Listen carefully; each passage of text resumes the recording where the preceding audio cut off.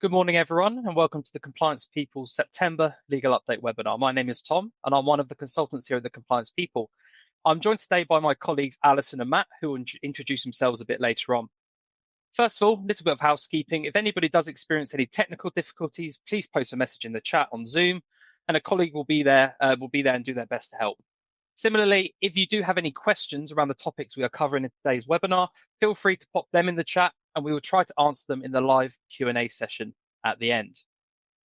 So in today's webinar, we're going to be going over some of the key legislative changes that we have been seeing recently, including changes around fire safety and building control, persistent organic pollutants, finance and sustainability reporting, as well as changes to biodiversity net gain requirements.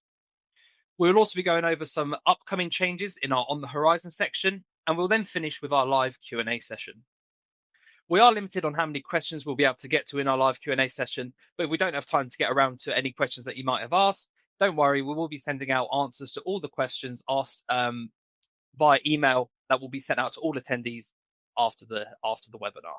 So without any further ado, I'll pass you over to Alison, who will take us through our legal update section of the webinar.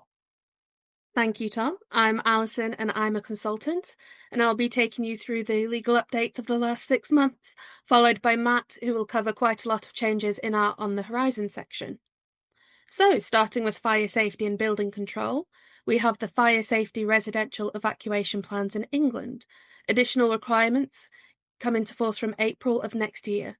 For the purposes of this, specified buildings are what we generally consider as higher risk buildings that are more than 11 metres high, have a simultaneous evacuation strategy, and include 2 or more residential units. The responsible person must identify relevant residents who may require a personal emergency evacuation plan, otherwise known as a PEEP, because of a compromised ability to evacuate without assistance. The responsible person must then prepare a building evacuation plan, keep a copy in the building, and make sure that the local fire and rescue service also have a copy. These plans must be reviewed every 12 months as a minimum. Moving on to some building amendments, starting in Wales, changes have been made to the metal composite materials, which can be used in external walls or building attachments, such as balconies and solar panels. The height limit for buildings subject to external fire spread requirements for walls, when the entire building undergoes a change in use, has been lowered to 11 metres. Hostels, hotels and boarding houses are now considered relevant buildings and must follow the rules against using combustible materials. In Ireland, building control requirements are extended to include various kinds of alterations to storage buildings. A fire safety certificate and disability access certificate are now also required for material alterations to storage buildings that involve partitioning or additional floor area. A fire certificate must also be obtained when a change of use occurs, causing a building to be changed into a high hazard building, which contains or stores flammable, explosive, or hazardous goods or materials. Matt will cover additional proposed changes for building safety in England a bit later. Moving on to POPs.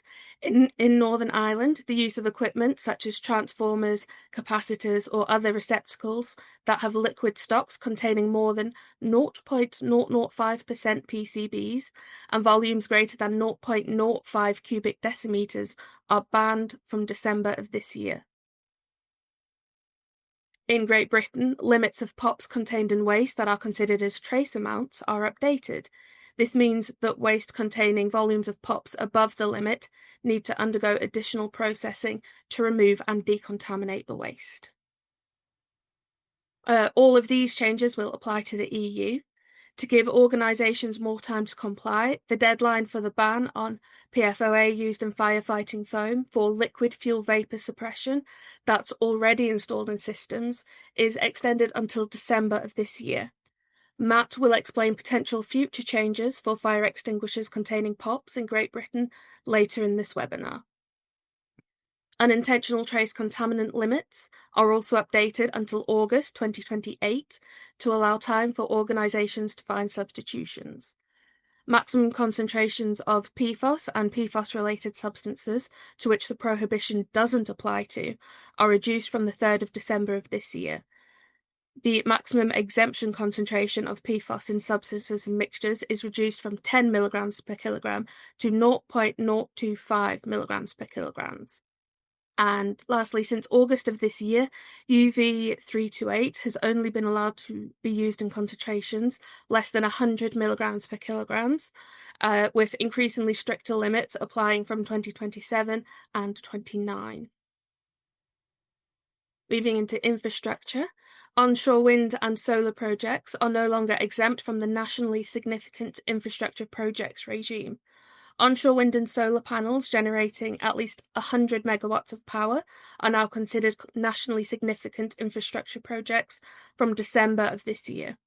This means that those generating less than 100 megawatts of power can gain planning approval at a local authority level, whereas nationally significant infrastructure projects provide a route for large-scale projects to seek planning consent via the Secretary of State. This has been done to try and streamline the application process and reduce waiting times.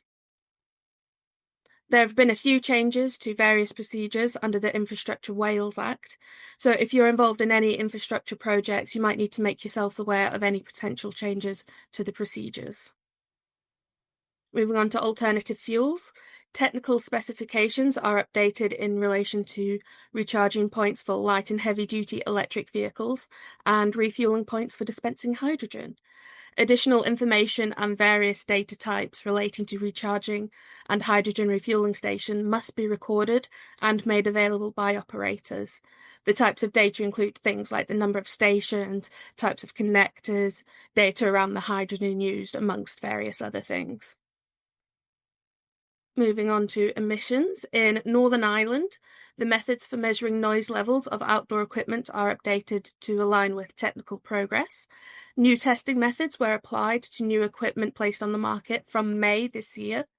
Equipment placed on the market before May can still rely on the results of the old testing methods. Moving on to the Republic of Ireland, there is an introduction of the 20% moisture content limit for 100% biomass fuels. This includes wood products and wood logs, and it has been delayed until September of next year. Coal products and other manufactured solid fuels must have a sulfur content less than 1% of their weight by December 2030. And carbon storage in Great Britain is updated, requiring those who store carbon under a licence to retain information on carbon storage and carbon storage samples from May of this year, irrespective of whether the licence was issued before or after this date, and this information must be kept for a minimum of 6 months. Moving on to finance and sustainability reporting, this bit relates to corporate sustainability reporting in Ireland. Companies can now lose the right to audit exemptions for 2 years if they file their annual returns late twice within a 5-year period. New dates by which directors must include sustainability reports are announced, so large companies and public interest entities must include sustainability reports from January 2027, and small and medium-sized companies must start reporting by January 28. On to changes to the Finance Act, where various rates were increased from April of this year in the UK. Vehicle excise duty was also increased for different types of light passenger vehicles depending on their emissions. From April of next year, the climate change levy for electricity and gas will also be increased. Casual reminder that we will be sending these slides out afterwards, so you can have a closer look at the exact figures if you want to a bit later. Moving on to biodiversity net gain, which has been quite a hot topic recently.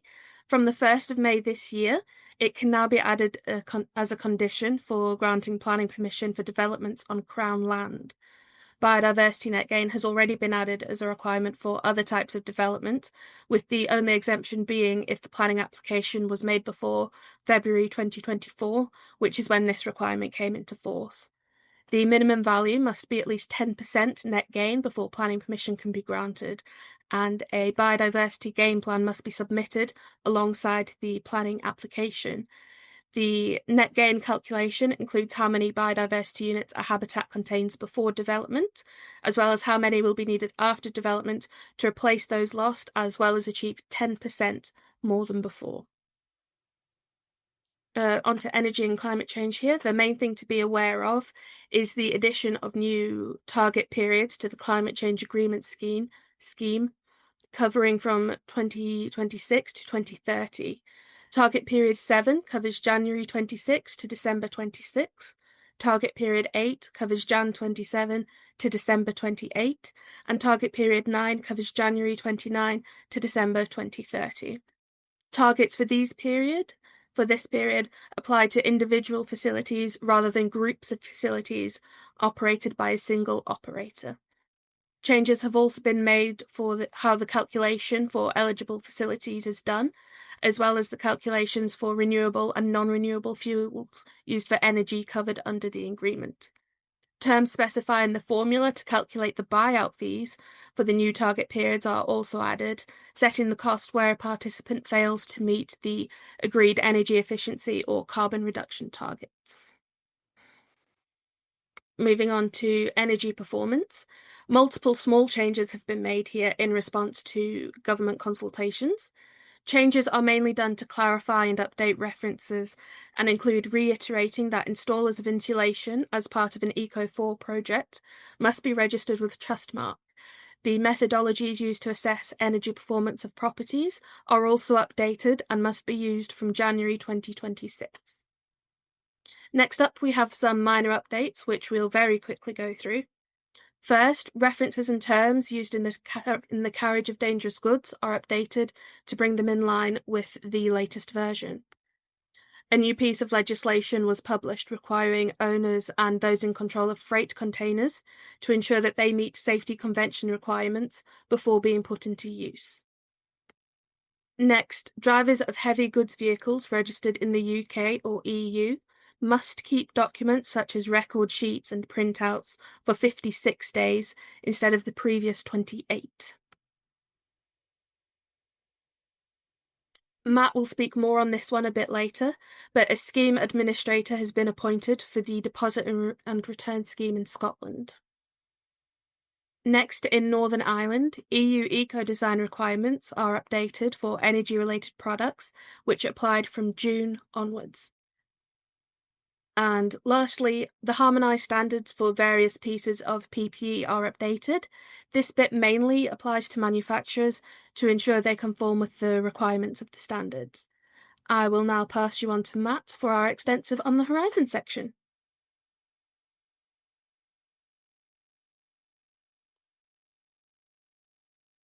Good morning, all. Thanks a lot, Alison. So yeah, I'm Matt. I'm also a consultant here at the Compliance People. There's a lot of planned changes and proposed changes over the next 6 months and beyond. So we'll cover these. It'll be quite a chunky On the Horizon section for this particular webinar. So what we'll do is we'll start with changes for regulated environmental activities in Scotland. So this is the legislation that covers all of the activities that could potentially result in pollution and emissions that are regulated by the Scottish Environmental Protection Agency. So previously, it was lots of different legislation that formed the requirements, but from the 1st of November, the Environmental Authorisation Scotland Regulations 2018 is going to form the integrated authorisation framework for all of these regulated environmental activities. So what this effectively means is that if you carry out any activities involving radioactive substances, water, waste or emissions, then those activities that are regulated by SEPA will all fall under this single piece of legislation. So effectively, they're taking the wider legislation and putting it all together. A couple of things you need to know. Regulated activities are not just those that require permits or an actual specific authorization from SEPA. It covers other things. And really what's changing won't impact organisations too much in terms of their requirements and duties. They're all going to remain fairly consistent with what they are now. It's purely that the requirements are being shifted from other pieces of legislation into this single piece, which you can imagine is a lot of change overall and knowing which legislation applies. So we'll explain how we've kind of tackled and approached this in a moment. So what we have done here at the Compliance People is we've essentially updated our main entry for the 2018 regulations, because historically that only covered activities involving radioactive substances, and now it covers a lot. So what we've done is we've made one main entry, and then we have made additional entries covering specific activities, because we realise that not everyone will be covered by all of the activities now in this piece of legislation. So we've got a new entry for radioactive substances. We've also got 4 entries that relate to water, including the abstraction of water, oil storage, and agricultural activities. We've then got 8 entries covering waste management, including general waste management, as well as hazardous waste mixing, landfill activities, operating a materials facility, waste vehicles, waste electronics and electricals, waste batteries, and waste for soil improvement as well. And then finally, we've also got entries for specific types of emissions. So we've got industrial emissions, other emissions, those related to large and medium combustion plants, activities involving incineration, co-incineration, organic solvent emissions, energy efficiency requirements, titanium oxide activities, and petrol vapor recovery. So we anticipate for those of you that are operating in Scotland, some of these might be relevant to you. You'll have noticed changes last month that we made on the system, and possibly are wondering what those were about. So this should help explain it. There are going to be future changes that we make around these entries and explaining them as well. So one of the big changes as well from the 1st of November is it means that over 40 pieces of legislation will be revoked, either in part or full. And that is essentially because it's all now replaced under the 2018 regulations. So we put a small list of them on here. So that covers things like sludge and agriculture, waste management, landfill, waste management licensing, pollution prevention and control. So what you will see is that those will essentially be revoked or repealed, and the legislation will change. For that legislation that's currently on LUS, we won't delete it for you. If you subscribe to the legislation update service, we'll leave it on there for you, but we will archive it so that you know which is the current legislation, and the new entries will all be linked to directly. So that's quite a big change. So if you are in Scotland, if you have any questions about those changes, please do ask us in the Q&A.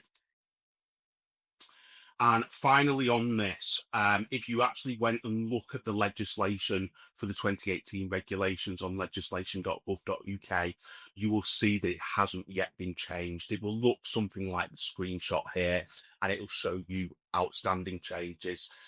You don't need to worry about that. The changes are happening on the 1st of November. You'll see that in our entries on the system, we link to the 2018 and the 2015 amendment regulations so that you can put together all of the information that you need to know. So moving on to waste reforms, there's been quite a bit of noise around changes to waste requirements in England and in some places in Wales too.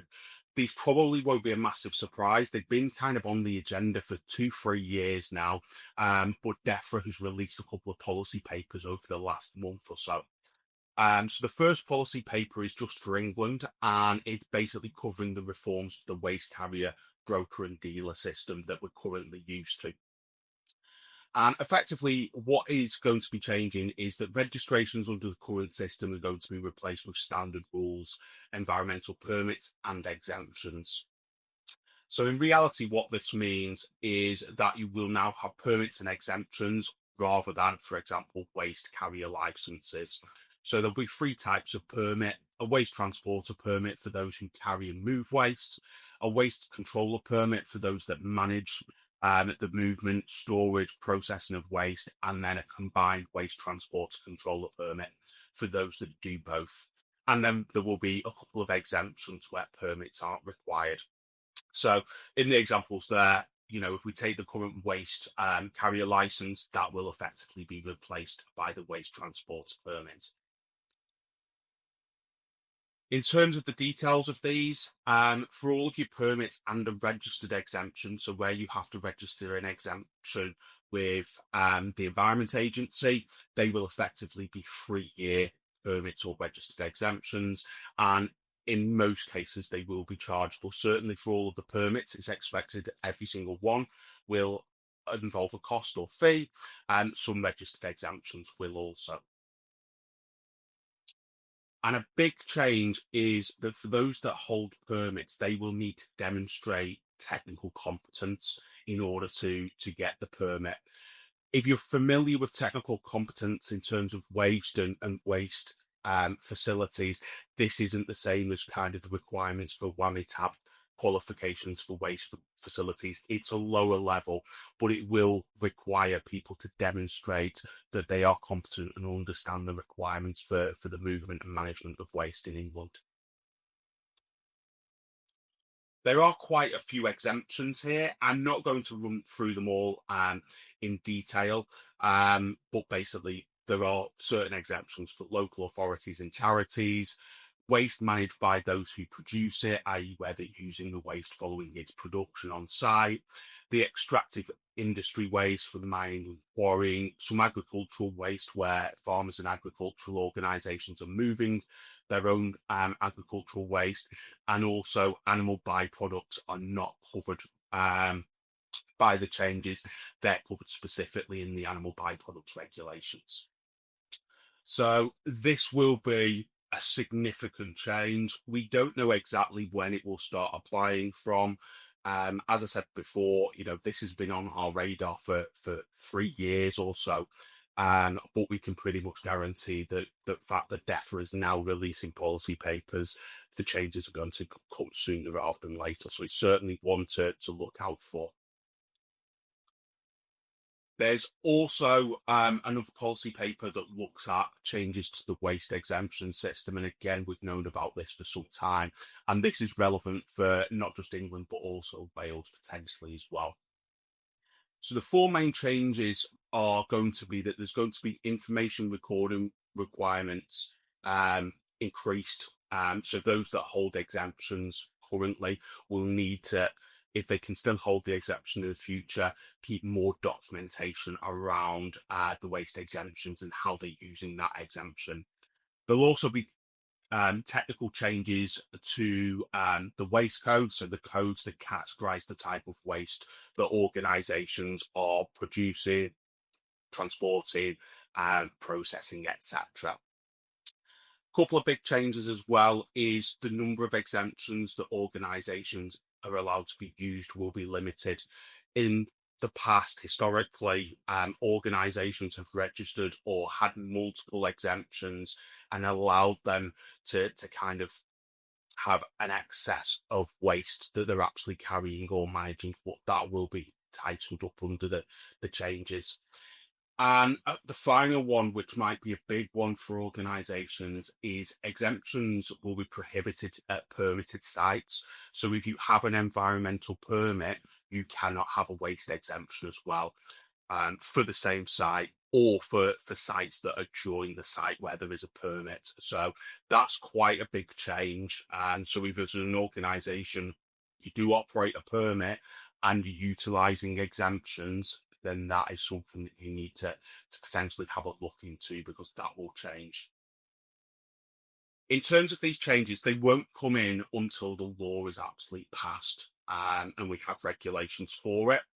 In terms of the information recording requirements and technical changes to waste codes, that's expected to basically take place immediately as soon as the regulations are passed. But there is a transitional period for the changes to exemptions and the prohibition of exemptions at permitted sites. That will be a 6-month transition period.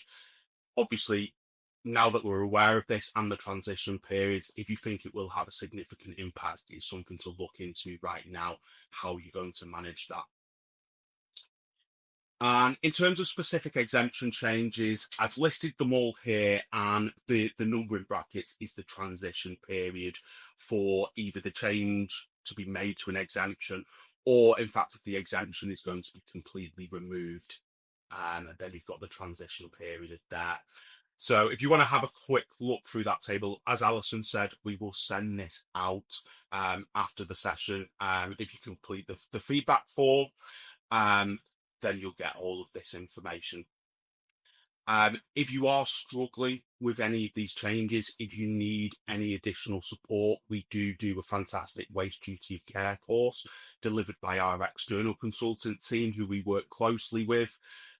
We'll put some information about that right at the end, but that's open to literally everyone. So whether you're a subscriber or not, if that's something that you do need support and help with, I'd highly recommend that course because it tells you everything that you need to know about the waste duty of care and how to comply with waste legislation across not just England and Wales, but we also touch on Scotland and Northern Ireland as well. Moving on to additional changes, the carbon border adjustment mechanism, there has been various updates to this in terms of consultations that the EU Commission have announced over the last few months.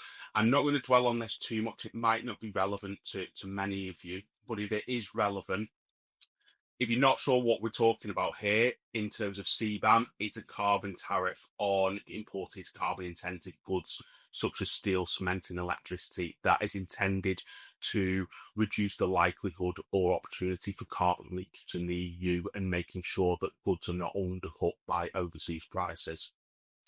I've just copied some examples from the official CBAM website from the EU. And as you can see here, there's been numerous consultations over the last couple of months.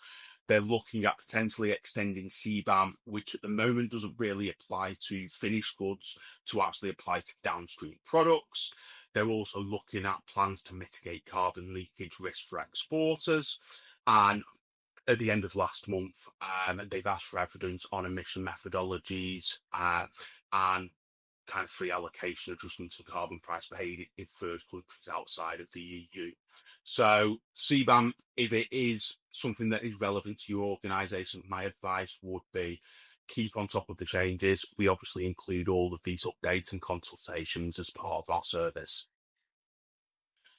And if EU CBAM isn't relevant, but you're wondering about the UK's own version of CBAM, slightly different, but a similar concept, it's still scheduled for introduction 1st of January 2027. So if you are importing carbon-intensive goods from overseas, it's one of those that you probably want to look at, particularly if you're based in the UK where the system is due to come in just over a year's time. As Alison mentioned earlier, there have been some changes to the deposit return scheme for drinks containers. I'm not going to dwell on the UK one, as Alison explained this. As she said, the UK Deposit Management Organisation has been appointed as the scheme operator. The scheme itself, as a reminder, will start in October 2027.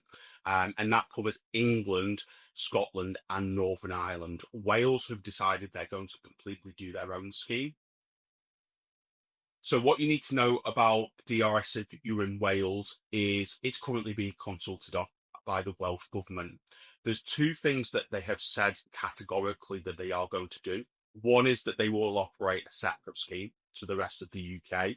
And the other is the fact that their scheme will include the reuse of glass bottles, and specifically it's around the reuse of glass bottles rather than just recycling them at the end of their first use. Obviously, more information we expect to come out about this, including when the scheme will actually start, because that hasn't been confirmed yet. So that's DRS. Another quite big and significant consultation is a proposed restriction for Great Britain on the use of PFAS or forever chemicals in all firefighting foams. So quite a few of you might be aware that there was the ban on PFOA earlier this year in Great Britain, and as Alison mentioned, that ban got slightly extended for the European Union. But the HSE is now proposing to literally ban all PFAS in firefighting foams with a complete shift to fluorine-free foams. The The consultation on this is actually quite a lengthy one. It's open until the 18th of February 2026, so there are going to be no imminent changes. If you are using firefighting foams containing PFAS and fluorine compounds, these are the proposed transitional periods if this is taken forward and legislation is implemented.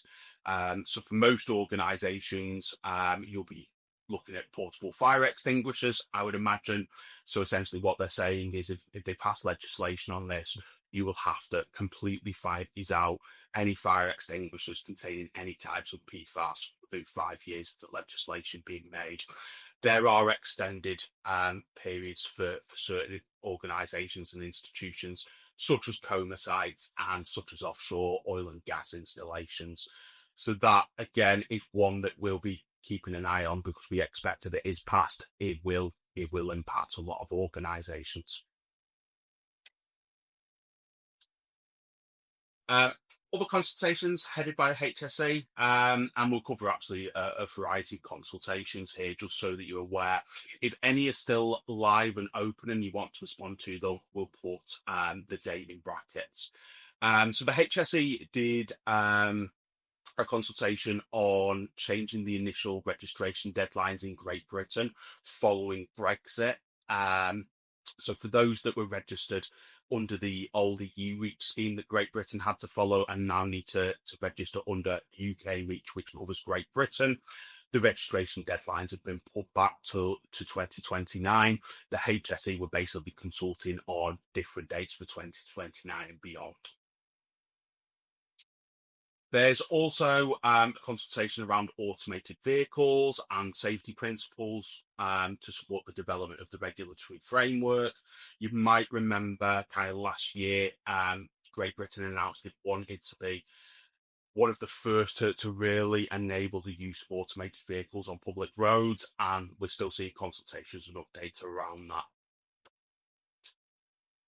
In Northern Ireland specifically, there's been a proposal for the introduction of legislation which would effectively be the Northern Irish equivalent of the control of explosives, precursors and poisons regulations that we have in Great Britain. So you operate in Northern Ireland, that's one to be aware of if you work with explosives or poisons. There's been updates or proposed updates to standard rules in Wales covering on-farm anaerobic treatment activities, composting in open windows, and non-hazardous sludge biological, chemical and physical treatment sites. So potentially there are future changes coming around those. And as Alison mentioned, there are wider changes to building regulations, not just from a health and safety perspective. So in Wales, they're currently consulting on changes to building regulations parts L, O and F. These are purely environmental changes predominantly. So those parts cover conservation of fuel and power, the overheating of buildings and ventilation requirements. And again, that one's still open for about another month. So if you did want to respond to that, you can do. Other additional consultations that we've seen, the EU is proposing to change CO2 emission performance standards for new cars and vans, and that would work alongside recently announced changes for Euro 7 requirements for combustion engines. In Scotland, there has been an update to the strategy and the Environmental Standards Scotland strategy, which covers the next 5 years. And that basically covers how to improve public authority compliance and the actual application of environmental law up in Scotland. For the UK, and Alison mentioned changes around financial sustainability, there's been 3 related consultations that are currently ongoing for a few more days, detailing proposals to modernise the UK sustainable finance framework, and that covers the whole of the UK, including Northern Ireland.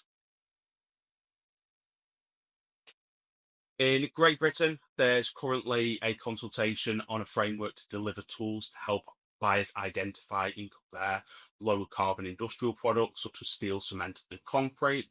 So effectively what they're looking at is to make the buyer more aware of what is the carbon impact of a certain product, so people can make an informed decision about choosing a product that may be more sustainable as part of its manufacture or across its entire life cycle as a product.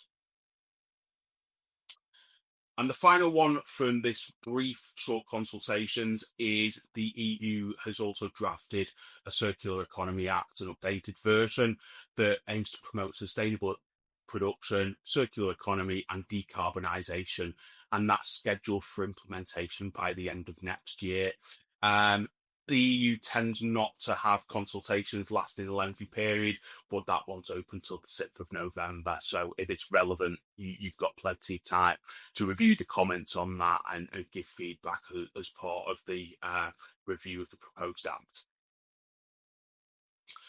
As well as consultations, we've seen some draft and proposed legislation over the last few months. So the first one is quite niche. In Northern Ireland, there's draft legislation covering the prohibition and import and export of dental amalgam that contains mercury, and that is basically just to bring Northern Ireland in line with the rest of the European Union. For England, there's draft legislation introducing a building safety levy for building control applications. So essentially legislation that will set out allowing fees to be charged for building control applications. There's proposed legal changes for the CLP regulations in the European Union. So that's for the classification, labelling and packaging of substances and mixtures. Effectively, the EU are looking to simplify the requirements, i.e. the labelling and packaging requirements for hazardous substances to essentially reduce the barriers to market there. And then finally, the EU is also proposing to put the 90% net greenhouse gas emissions targets by 2040 into law. So previously that's been talked about. That target is fairly well known as part of net zero that they want to achieve by 2050, but now they're looking at putting that 90% target into actual legislation. And then final update for myself from the horizon is not a legal one, although it probably links in closely to legal registers and the legislation that you have as relevant for your organisation, is an update to ISO 14001, which is the Environmental Management Systems standard from the International Standardisation Organisation. So a new version is expected to launch very early next year. So it'll be updated from 2015 to 2026. In terms of the changes that this would make, if you're an organisation who is certified or potentially looking to become certified in the future, they're changing the structure to update it further to align to other standards even more closely, such as ISO 9001 for quality, as well as 45001 and others. There will be an ever-increasing focus on environmental conditions and aspects as part of the clauses of the updated standard. There will be enhanced leadership accountability, that an organisation must demonstrate that leadership are responsible, accountable and committed for managing the environmental impacts of their operations. There'll be a new change management clause inserted as clause 6.3. And the current management review clause, which is clause 9.3, is being overhauled and restructured. And finally, there will be updated terminology and explanatory notes as part of the updates to the standard, including Annex A at the end of the standard, which will give real kind of world practical guidance on how to meet the requirements of the standard in each of the clauses. What you need to know then, and why we included this, is at the moment ISO launched the consultation on this in February, but there's a couple of upcoming dates that you probably want to be aware of if you are ISO certified for 14001 applying today. So the first one is that we expect a final draft to be published of the new standard.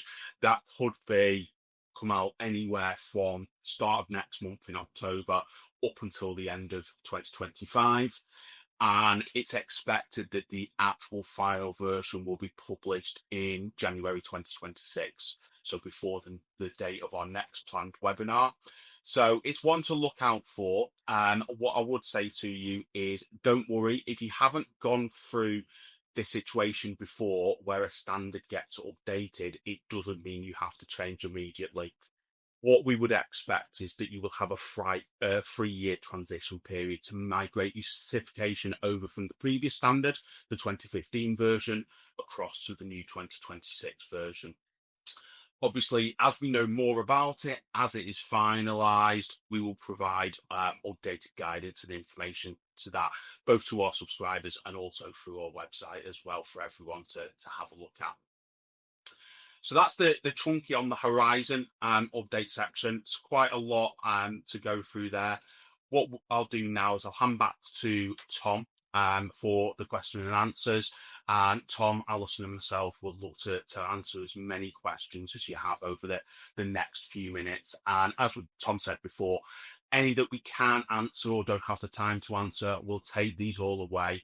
We will literally send a document out with all of the questions and the answers in the very near future, so everyone will get to see them. Thank you, Matt, and thank you, Alison, for delivering your part of the webinar. So as Matt said, we're now going to be moving on to the live Q&A section of the webinar, and we're going to get through as many of the questions as we can. So let's get straight into it. So we've had quite a few questions around whether the webinar slides will be available after the webinar. So yes, after the webinar, there will be a feedback survey that will be sent out. If you do fill in this short feedback survey, and submit it, you will then receive all the webinar slides by email. So we've had a question around the we supply drinks across the UK, but we need to follow 27, so around the deposit return schemes.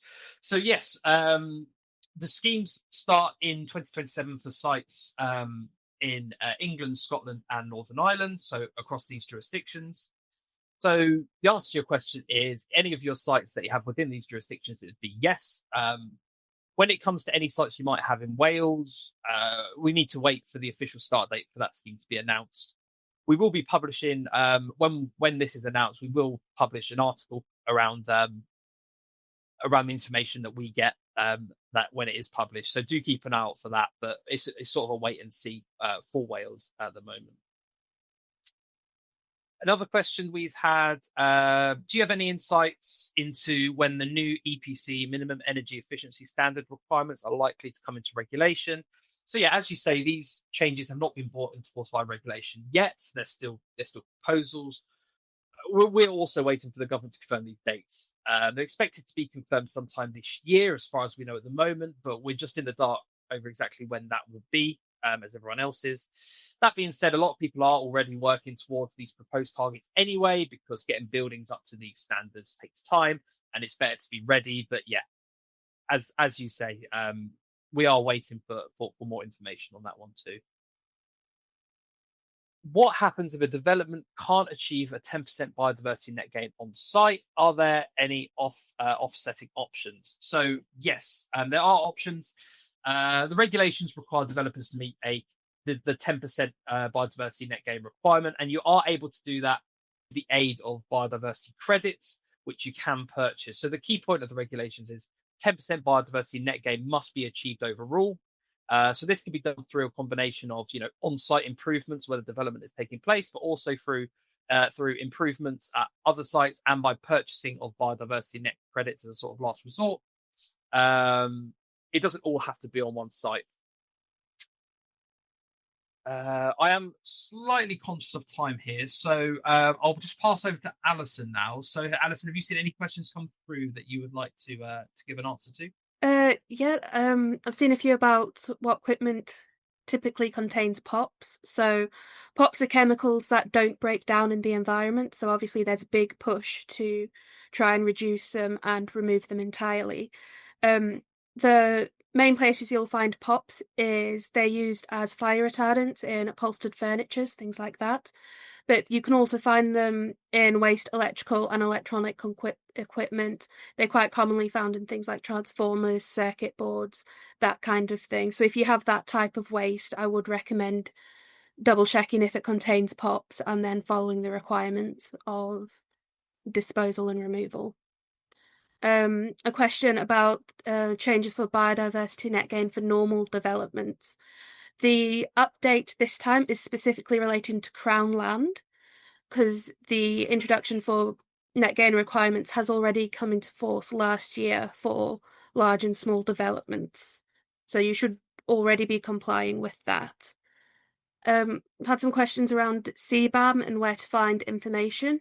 If you are a LUS subscriber, as soon as things are passed into law, we do an update on LUS. We have a specific profile code dedicated purely just to CBAM. So if you are interested, you can add that into your register to get updates when things are passed into law.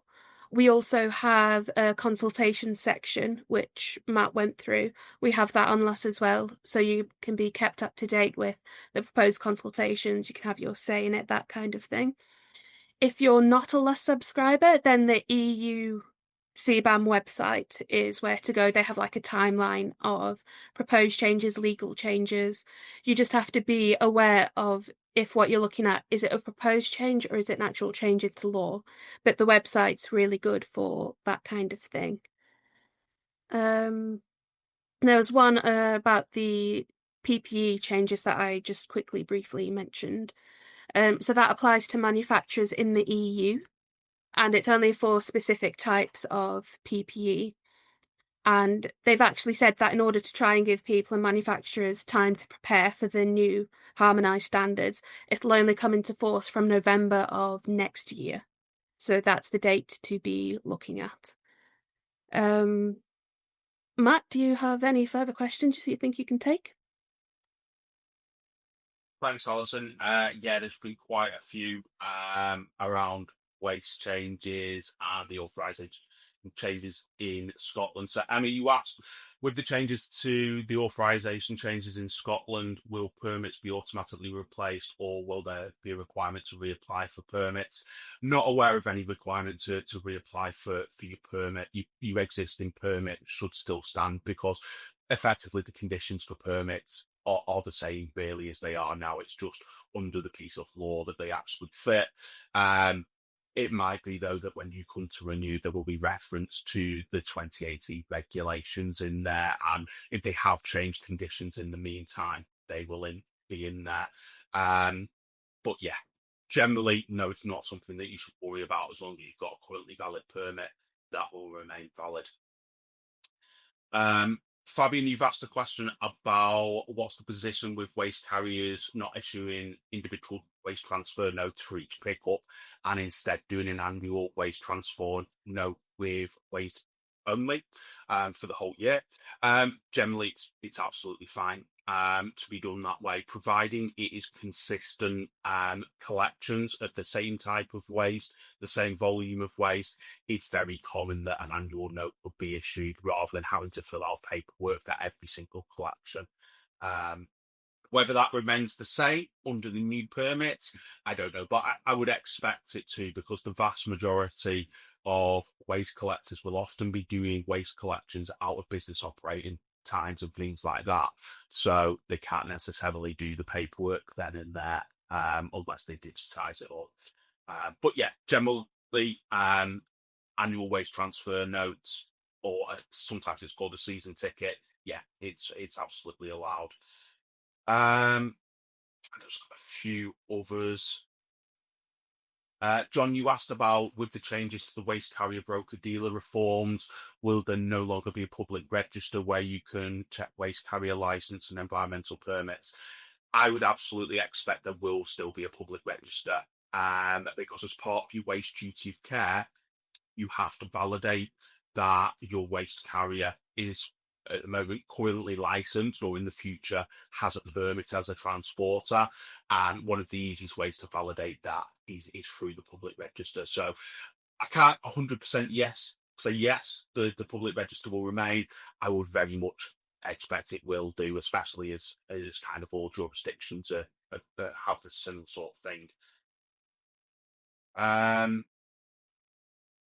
So you've asked a good question. So you've got a compost permit at your organisation. You currently use an exemption for other activities. Does this change mean we can't have both? So this changes to exemptions that DEFRA launched the policy paper on. Potentially, yes. Yes, if you've got a permit for a site, the general steer from DEFRA and the Environment Agency in terms of what they're saying is, if you have a permit, no, you cannot have any separate exemptions to that. It may be a case of where you would have to update your permit and bring in the activities that you currently have under an exemption underneath your permit. There might be some leeway from that. They haven't currently said anything about that though, but until we know the full legislation and get detailed guidance on any applicability and exemptions, we can't really speculate other than to say, yeah, the plan is if you have a permit, you can use an exemption. Diana, you said, do you recommend retaking the duty of care training course for waste? Really depends. If you've had a changeover of staff who have responsibilities to make sure that the waste is collected, presented for external collection and transportation, and they're not sure what the requirements are, then maybe. However, if everyone's kind of happy that they are confident what needs to be done in terms of fulfilling the waste duty of care at the moment in the organisation, potentially not. It might be, depending on how big the changes are, once the new rules are finalised and come into force, you might want a refresher of that. It's something we're certainly considering, but until we know the full details of absolutely everything that will change, it's difficult to know how impactful the changes will be on each duty holder. Max, you asked a good question about if you've got an internal auditor certificate for ISO 14001, the 2015 version, can you get it upgraded to the 2026 version easily once the new standard has been published? The answer is generally yes. I would expect organisations to offer similar to what they have done in the past, where they offer a transition course. So rather than having to go through the full 5-day auditor training, often they've done it like in a 2-day training course, which teaches you the fundamental differences between the 2015 versions and then the updated version. So that's kind of standard. So what I'd recommend is who you did your original training with. Might be worth kind of having a look on their website early next year once the new standard has changed. But obviously you won't actually need training immediately, but you will want it obviously in advance of recertification towards the new version. Tiffany, you've asked, is it for the 45,001 will follow suit to the 14,001 changes? And Olivia, you've asked kind of similar for 9,001. As a general rule, yeah, we expect all of the main ISO standards to be fairly consistent in terms of its structure, the methodology it's advising, the kind of terminology that it's using. We would expect that similar updates, when they decide to update each one, will ensure that they all remain kind of consistent. Because if you've got an integrated management system, you need to join them all up together. So yeah, I'd expect that. I'm aware I've gone through quite a lot of questions there. Alison or Tom, have you got any other questions you want to pick out? No, I think you've covered the ones there that most of the ones that have come through there. But as we did say before, any questions that aren't answered in the live session here, you will be receiving the answers to in a follow-up email. Alison, did you see any other ones that you'd like to answer now? No, I think we're good. If people can just keep sending them in, and we will make sure to get back to everyone with them. Yeah, absolutely. If you put them in the chat, even as we're closing out now, then they will be picked up and you will receive an answer to them. So yeah, that is it for this month's Legal Update webinar. Big thank you to Matt and Alison for presenting the webinar for us today. I do hope everyone found it useful, and thank you for dialing in and watching. As mentioned before, there will be a short survey. If you could complete it, it would be greatly appreciated by us. It does help us to tailor our services for future webinars and resources, and it will also ensure that you do receive the webinar slides. You will also receive, as we said, the answers to any and all of the webinar questions that have been asked via a follow-up email. So just a little bit about us before we end the webinar. We are the compliance people offer services such as on-site consultancy and auditing, bespoke legal registers and training courses covering waste duty of care and environmental aspects for ISO 14001. The training courses are led by our experienced in-house consultants and can be delivered either in person or remotely, depending on what suits you best. You can find out more about the training courses at thecompliancepeople.co.uk/training. So do feel free to get into contact if you would like to know more. Other than that, thank you all for attending. We wish you the best for the week ahead. Goodbye.